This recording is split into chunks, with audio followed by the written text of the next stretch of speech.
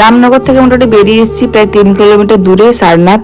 সারনাথ জায়গাটাও খুবই সুন্দর। এখানে এসেছি একটা বৌদ্ধ মন্দির, এই জায়গাটাও খুবই সুন্দর, খুবই নিরিবিলি। এই জায়গাটাও অনেকটা স্পেস নিয়ে তৈরি, অনেকটা হাঁটতে হয়েছে, অনেক সারাদিন এত হাঁটাহাঁটি করার পরে আর ক্লান্ত হয়ে গেছিলাম একেবারে। ওখান থেকে কিছু জিনিসপত্র কিনলাম, কিনে চলে গেলাম সব থেকে বড় বৌদ্ধ মূর্তির সামনে। আসলে এই মূর্তিটা খুঁজতে খুঁজতে অনেকটা সময় লেগেছিল। মূর্তিটার কথা আমরা ইতিহাসে পড়েছিলাম, মানে অনেকটা বড় মূর্তি। এই দেখো, সকাল 8টায় বেরিয়েছি, এখন বাজে প্রায় 4:30। তো সত্যি বলতে খুবই ক্লান্ত, আর খাওয়ার দাওয়ার ঠিক করে তেমন করে খাওয়া হয়নি।